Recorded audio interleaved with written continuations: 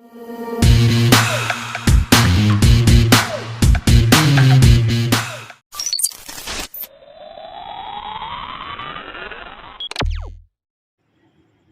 Friends, எல்லோரும் எப்படி இருக்கீங்க? நல்லா இருக்கீங்களா?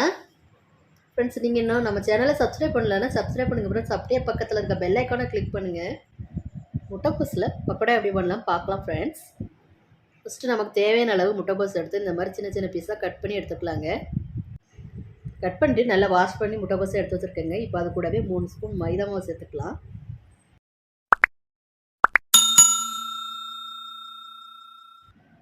கூடவே சோள மாவு ஒரு 3 ஸ்பூன் சேர்த்துக்கலாங்க. சோள மாவு சேர்த்ததுக்கப்புறம் காரத்துக்காக 1 ஸ்பூன் போல் மிளகாத்தூளும் சேர்த்துக்கலாங்க. பக்கோடா நல்லா ஃப்ளேவராக மணமாக இருக்குதுங்க. கறி மசாலா தூள் ஒரு 1/2 ஸ்பூன் போல் சேர்த்துக்கலாங்க.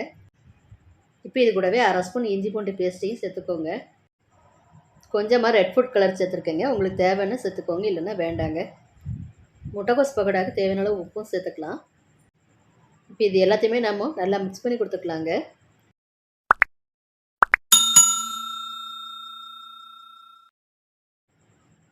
நம்ம சேர்த்துருந்த மாவெல்லாம் முட்டைக்கோஸில் ஒன்று சேர்கிற மாதிரி நல்லா கலந்து கொடுத்ததுக்கப்புறம் கொஞ்சமாக தண்ணி தொளிச்சு பக்கோடா போடுற பதத்துக்கு நல்லா மிக்ஸ் பண்ணி எடுத்துக்கலாங்க. இப்போ பக்கோடா போடுற பதத்துக்கு நல்லா கெட்டியாக மிக்ஸ் பண்ணி எடுத்துட்டேங்க. ஈவினிங் டைமில் நீங்கள் ஏதாவது ஸ்நாக்ஸ் செய்யணும்னு நினச்சிங்கன்னா வீட்டில் இருக்க முட்டைக்கோஸை வச்சு இந்த மாதிரி முட்டைக்கோஸ் பக்கோடா செஞ்சு பாருங்கள். ரொம்ப ரொம்ப சூப்பராகவும் இருக்கும், சிம்பிளாகவும் செஞ்சு முடிச்சிடலாங்க. இப்போ கடாயில் பக்கோடா பொரிக்கிறதுக்காக ஆயில் சேர்த்து நல்லா ஹீட் ஆகிட்டுங்க. இப்போ அதில் பக்கோடாவை கொஞ்சம் கொஞ்சமாக இந்த மாதிரி எடுத்து போட்டுக்கலாங்க.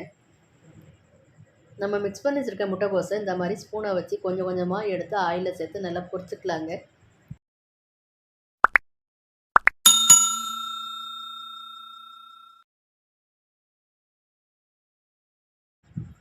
நல்லா கலர் சேஞ்ச் ஆகி நல்லா மொறு மொறுன்னு வந்த பிறகு நம்ம இன்னொரு சைடை நல்லா திருப்பி கொடுத்து பொரிச்சுக்கலாங்க.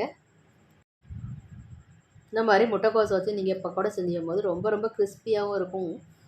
நீங்களும் மிஸ் பண்ணாமல் ட்ரை பண்ணி பாருங்கள் ஃப்ரெண்ட்ஸ். இப்போ நமக்கு 2 சைடுமே நல்லா ஈவனாக பொரிஞ்சு வந்துருச்சுங்க. இப்போ ஆயிலை வடிச்சிட்டு எடுத்துக்கலாம் பக்கோடாவை.